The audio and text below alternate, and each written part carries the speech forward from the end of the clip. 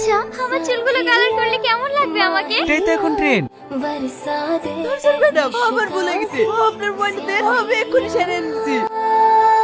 সে মানে দিল না, এই ফোনের ডিসপ্লের টাকাও হবে না। তোদের মতো ছোট লোক দিচ্ছে কেন এই রেস্টুরেন্টে রাখে? চলো শাহিন। ওরা কারা মা? তোকে বিয়ের জন্য দেখতে এসেছি। আমি এখন বিয়ে করতে পারবো না। পাগলামি করিসনি, তুই তোর আপুকে ভালো মতোই চিনি। তাড়াতাড়ি রেডি হইলে। সত্যি ভাই, এমন ভালো ছেলে পাওয়া এই যুগে সত্যিই খুব কঠিন। আব্বু, আমি এখন বিয়ে করব না। কেন? আমার এই বয়সটা আনন্দ করার, ঘুরে বেড়ানোর। এই বয়সে আমি বিয়ে করব না। বাজে বকো না, ওর মতো ছেলে আমাদের এই অঞ্চলে আর একটাও নাই। হতে পারে ও ভালো ছেলে, কিন্তু আমার ওকে পছন্দ না। তোমার পছন্দ আমি জানতে চাইনি, তোমার কি পছন্দ সেটা আমার জানা আছে। তোমাকে রোহনকেই বিয়ে করতে হবে।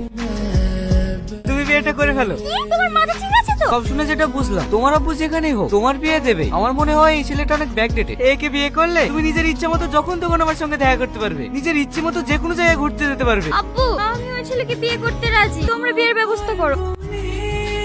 আসসালামু আলাইকুম। আল্লাহ তাআলা আমাদের জন্য বিয়েকে রহমত বানিয়েছে। বিয়ের পর স্বামী স্ত্রী যদি একসাথে 2 রাকাত নফল নামাজ পড়ে, তাহলে আল্লাহ তাদের দাম্পত্য জীবনে বরকত ও শান্তি দান করে। চলো আমরা আল্লাহর নাম নিয়ে আমাদের পথ চলা শুরু করি। ছাড়ো আমাকে, অনেকক্ষণ থেকে তোমার বকবক সহ্য করছি। এ তোমার বউ, আমি কারোর বউ না। ছোট থেকে আমার একা ঘুমানো অভ্যেস। এই বিছানাতেও আমি একা ঘুমাবো। কি হচ্ছে এত রাতে? এখন আর রাত্রি নেই তো, ফজরের আজান দিচ্ছি। আমি মসজিদে যাচ্ছি নামাজ পড়তে, তুমিও উঠে নামাজ পড়ে না। তোমার যা ইচ্ছা করো, আমায় কেন ডিস্টার্ব করছো? আল্লাহ বলেছে, উত্তম ব্যক্তি সে যে নিজে নামাজ পড়ে ও অন্য ব্যক্তিকে নামাজ পড়ার দাওয়াত দেয়।